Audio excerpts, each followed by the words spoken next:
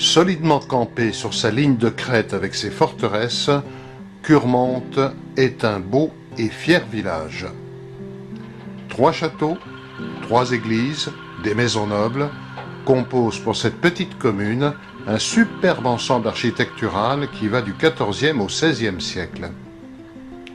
Bel exemple du génie et de la diversité des provinces françaises, Curmonte figure parmi les plus beaux villages de France.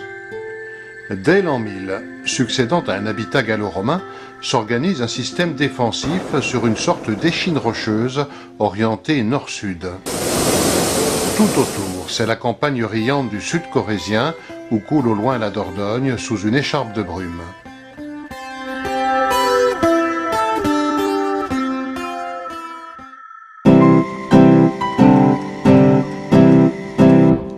L'ensemble féodal de tours puissantes et élancées domine le village en son centre.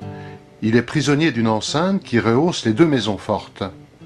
Château de Plat, aux tours rondes au premier plan, puis de Saint-Hilaire, où vécurent en co-seigneurie dès le XIe siècle et jusqu'à la Révolution les familles Curmonte, Aymar, Cardaillac et Plat. Dans la partie sud, c'est le château de la Johannie. À noter que le 45e parallèle coupe le village en deux à cet endroit, à la hauteur de la halle Jean Lallet.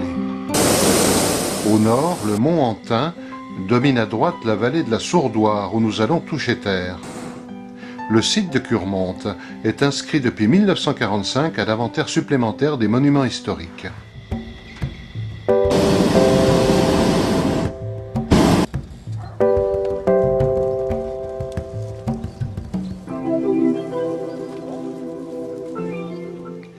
Terre de tradition, terre d'élevage, où passent comme des figurantes les belles limousines.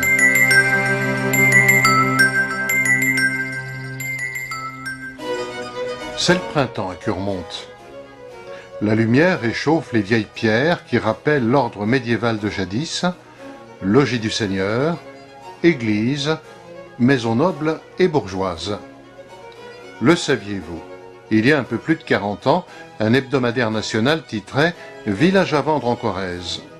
Curmonte menaçait ruine, les châteaux étaient éventrés, les maisons en piteux état. Saint-Barthélemy, église paroissiale, vivotait. Les chapelles de la Combe et de Saint-Genest étaient dévastées. L'exode rural vidait les campagnes.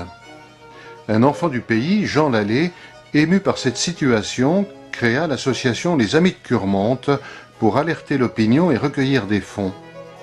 Des propriétaires privés, tels les Cantegreil pour les châteaux de Saint-Hilaire et Plat, allaient entreprendre de gigantesques chantiers, de même pour la Johannie appartenant à la famille Besançon.